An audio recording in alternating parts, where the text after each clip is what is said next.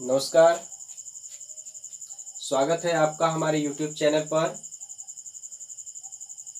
आज से मैं क्लास 10th की स्पेशली सामाजिक विज्ञान की क्लास लूँगा, जिसमें मैं आपसे वादा करता हूँ कि पूरा कंप्लीट सामाजिक विज्ञान का कोर्स मैं पूरा कराऊँगा।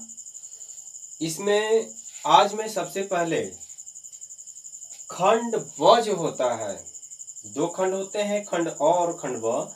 तो खंड ब जो होता है, खंड ब में जियोग्राफी की कक्षाएं आरंभ कर रहा हूँ।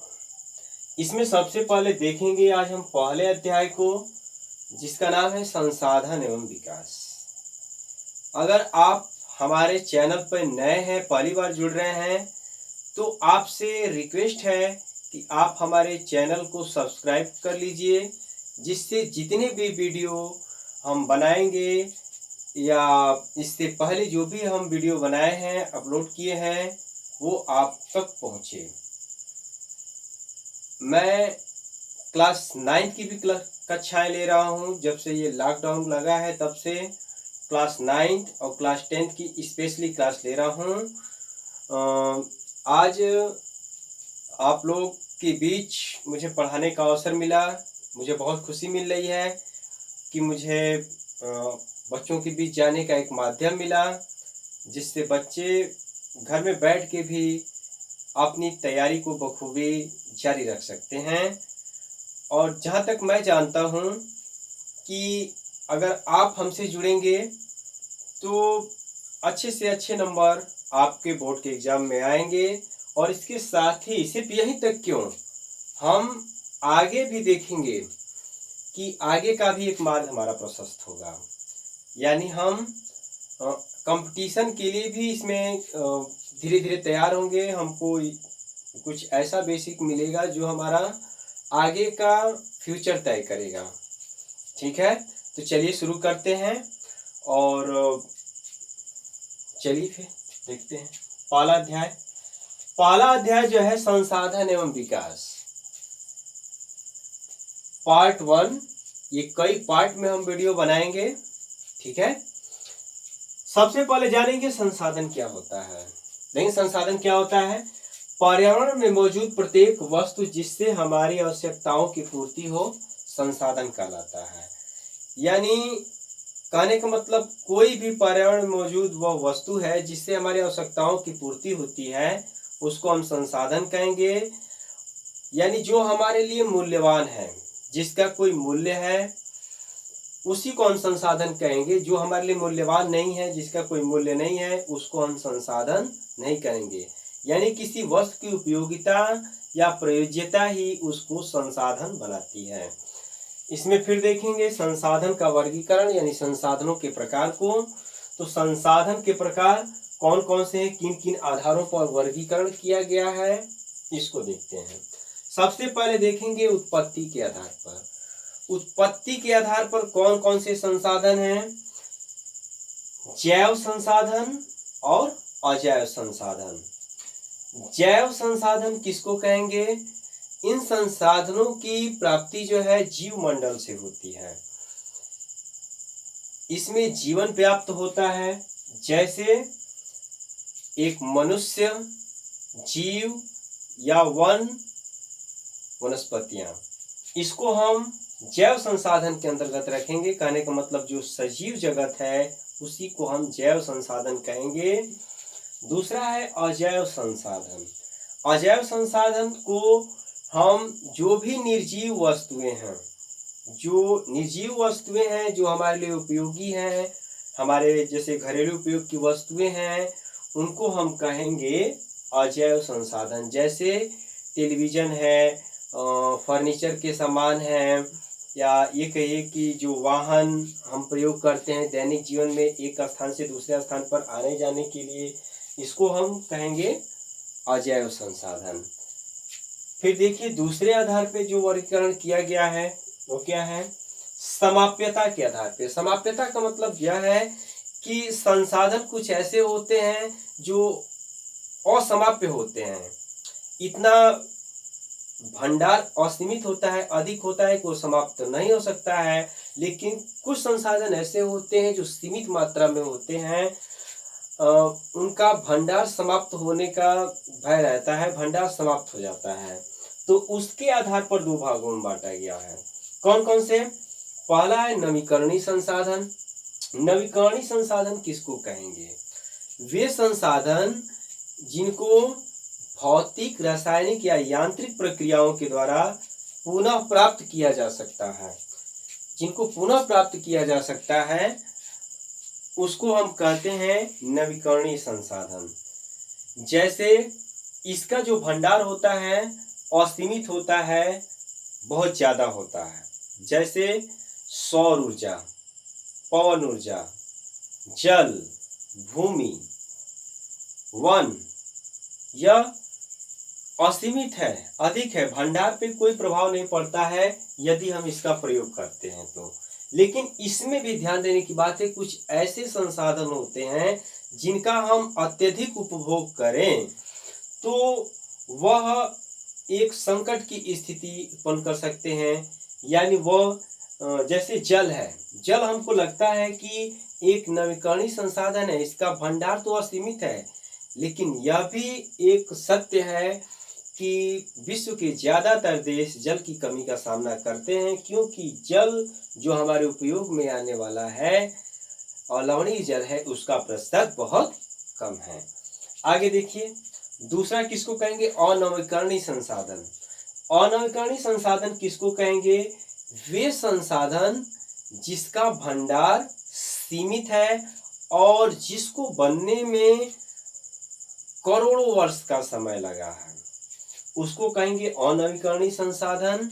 जिसकी प्राप्ति पुनः नहीं हो सकती है, जिसको बनने में हजारों लाखों वर्ष का समय लग जाता है।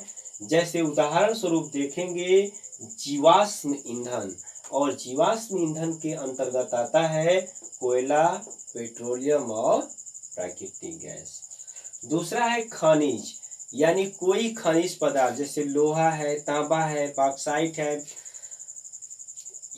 सोना है, चांदी है, इसके बनने में भी हजारों वर्ष का समय लगता है और एक बार यदि ये समाप्त हो जाए तो इसको पुनः पूरित नहीं किया जा सकता है।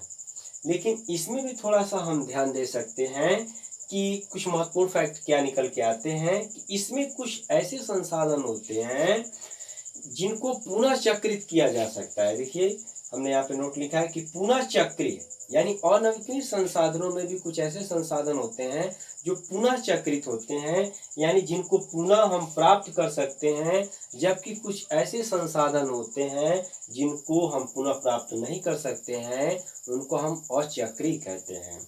जैसे पुनः चक्रीय संसाधन वे हो सकते हैं जैसे धातुएं। धातुओं को हम प्रगलित करके पुनः उसका प्रयोग कर सकते हैं। जैसे आप देखे होंगे कि कबाड़ी वाले क्या करते हैं, हम कबाड़ी वालों को कबाड़ बेच देते हैं, प्लास्टिक है वेस्टेज होता है, लोहा होता है बेच देते हैं, शीशा होता है, और फिर उसको पुनः चक्रित करके तैयार कर लिया जाता है। वैसे ही ये पुनः चक्रीय होते हैं। कुछ अचक्रीय होते हैं जैसे कि जीवाश्म ईंधन, कोयला, पेट्रोलियम, प्राकृतिक गैस। यदि एक बार इसका दोहन कर दिया जाए तो यह समाप्त हो जाता है, ठीक है, इसको पुनः प्राप्त नहीं किया जा सकता। या तो हो सकता है कि कहीं विकसित अवस्था में कहीं जीवाश्म ईंधन पड़ा हो जिसका उपयोग अभी नहीं, आने वाले समय में किया जा सकता है। चलिए, ये यहाँ तक समझ में आया। आगे देखते हैं हम तीसरे आधार पर, जो हमारा है स्वामित्व के आधार पर। तो स्वामित्व के आधार पे कौन कौन से संसाधन है, ध्यान देंगे। व्यक्तिगत संसाधन, नाम से यह स्पष्ट है, वे संसाधन जिस पर एक व्यक्ति विशेष का अधिकार होता है। जैसे व्यक्ति के अधिकार क्षेत्र में उसका अपना मकान है, भूमि आवंटित होती है सरकार के द्वारा उसके नाम से, व्यक्तिगत तालाब भी हो सकता है, ठीक है, इसको हम व्यक्तिगत संसाधन कहेंगे। दूसरा है सामुदायिक संसाधन। सामुदायिक संसाधन के अंतर्गत ऐसे संसाधनों को रखा जाता है जिस पर एक समुदाय विशेष का अधिकार होता है, यानी एक छोटे क्षेत्र में रहने वाले लोगों का अधिकार होता है जैसे आप देख सकते हैं कि ग्रामीण क्षेत्रों में चारागाह भूमि होती है, ठीक है, श्मशान भूमि होती है, या तालाब होता है जो ग्राम सामाजिक होता है, ठीक है, तो उसको हम सामुदायिक संस्था। इसी प्रकार नगरीय क्षेत्रों में आप देख सकते हैं कि नगरीय क्षेत्रों में क्या होता है कि पिकनिक स्थल होता है या पार्क होता है, ठीक है, तो उसको हम कहेंगे सामुदायिक संस्था, जिसका एक समुदाय मिलकर के उपयोग कर सकता है, उस पर व्यक्ति विशेष का अधिकार नहीं होता है। तीसरा है राष्ट्रीय संसाधन। राष्ट्रीय संसाधन को देखेंगे, किसको कहेंगे राष्ट्रीय संसाधन?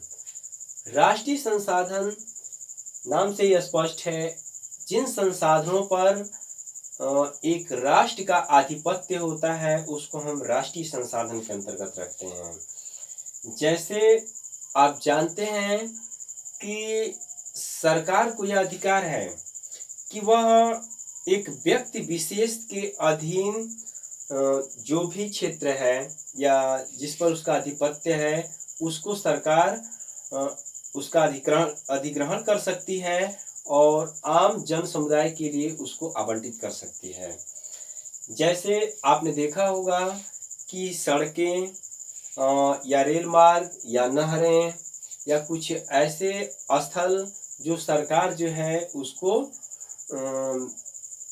अपना अधिग्रहण कर लेती है उस पर, और फिर आप देखेंगे कि उस पर व्यक्ति विशेष कोई टिप्पणी आपत्ति भी नहीं कर सकता है, तो यह राष्ट्रीय संपत्ति के अंतर्गत आ जाते हैं। जैसे मान लीजिए जितने भी खनिज पदार्थ है जहाँ से खनिज निकाले जाते हैं, या फिर आप देख सकते हैं कि जो जल संसाधन है, नदियों का जल है वहाँ से बांध बनाना, फिर विद्युत उत्पन्न करना, ठीक है, वन है, वन्य जीव संसाधन है, ये सब राष्ट्रीय अमूल्य निधि है, तो उसको हम राष्ट्रीय संसाधन के अंतर्गत रखेंगे। चौथा पॉइंट इसमें देखेंगे अंतर्राष्ट्रीय संसाधन। किसको कहेंगे हम अंतर्राष्ट्रीय संसाधन? अंतर्राष्ट्रीय संसाधन कुछ ऐसे संसाधन होते हैं जिसको अंतर्राष्ट्रीय संस्थाओं की अनुमति के बिना हम उसका उपयोग नहीं कर सकते हैं।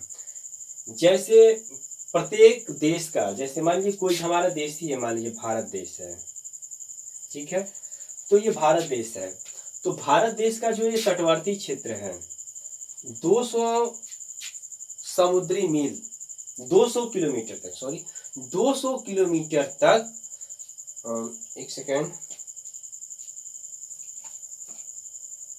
200 किलोमीटर तक, तट रेखा से 200 किलोमीटर तक जो है किसी राष्ट्र का अधिकार होता है जल क्षेत्र में, और इसके बाद उसका अधिकार नहीं होता है। अगर इस पर आधिपत्य या अधिकार तभी वो रख सकता है जब अंतर्राष्ट्रीय संस्थाओं से उसको अनुमति मिली हो। तो ऐसा इसलिए आप देखते होंगे कि ज़्यादातर न्यूज़ में ऐसे भी सुनने को मिलता है कि मछुआरे जो है कि पकड़े गए, इस सीमा से निकल गए तो उनको पकड़ लिया गया, ठीक है, तो वास्तव में एक अधिकार क्षेत्र एक सीमा होती है, उसके बाहर यदि हमको निकलना है तो अंतर्राष्ट्रीय सम्मति आवश्यक है। यह है अंतर्राष्ट्रीय संसाधन। चौथा देखेंगे विकास के स्तर के आधार पर कौन कौन से संसाधन होते हैं।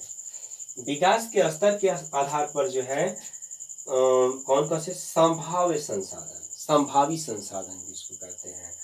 संभाव्य जैसे नाम से ही स्पष्ट है, संभावना है। ऐसे संसाधन जिनका उपयोग तकनीकी अभाव के कारण आज के समय में नहीं हो रहा है किंतु आने वाले समय में किया जा सकता है, उसको हम कहेंगे संभावी संसाधन। यानी जिन संसाधनों का हमको पता है, जिनके बारे में हम उपयोग करें, लेकिन तकनीकी का अभाव है, अभी मानव के पास ज्ञान का अभाव है जिसके कारण उसका उपयोग नहीं कर सकता है, भविष्य में किया जा सकता है, एक विकसित तंत्र नहीं है। जैसे लद्दाख क्षेत्र में पाया गया यूरेनियम इसका उदाहरण हो सकता है। इसी प्रकार देखेंगे कि गुजरात और आपका महाराष्ट्र का तट एक पवन ऊर्जा का अच्छा स्रोत बन सकता है, लेकिन इसको अभी इस तरह से डेवलप विकसित नहीं किया गया है कि वहाँ ऊर्जा उत्पन्न की जा सके। दूसरा देखेंगे वास्तविक या विकसित संसाधन किसको कहेंगे। नाम से स्पष्ट है, वास्तविक वास्तव में प्रयोग किया जा रहा है, विकसित यानी विकसित हो चुका है वे संसाधन जिनका तकनीकीगत प्रयोग करते हुए हम इस समय प्रयोग कर रहे हैं, वास्तविक संसाधन के अंतर्गत उसको रखेंगे। वह है वास्तविक संसाधन जिसका इस समय हम प्रयोग कर रहे हैं, जैसे जीवाश्म ईंधन जहां से निकाला जा रहा है या कोई खनिज निकाला जा रहा है, तो इसको हम कहेंगे वास्तविक विकसित संसाधन। तीसरा पॉइंट इसमें देखेंगे, तीसरी हेडिंग है विकास के स्तर के आधार पे भंडार किसको कहेंगे। ठीक है, तो भंडार से आशय क्या होता है कि हमको ज्ञात है कि एक सेकेंड,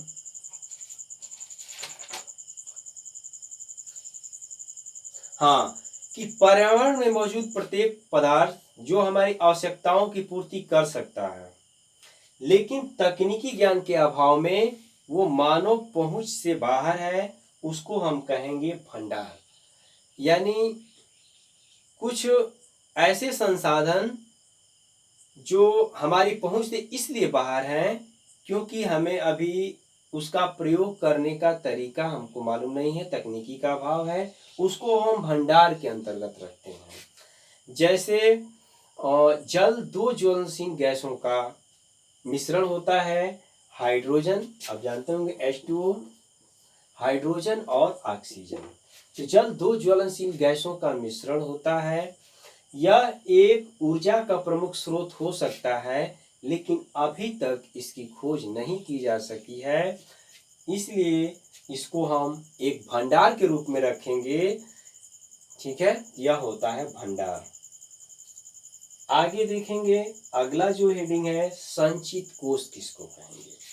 संचित कोष कई बार आपने सुना होगा, न्यूज में इस तरह से सुनने को मिलता है कि संचित कोष सरकार के पास जमा है, राशि है।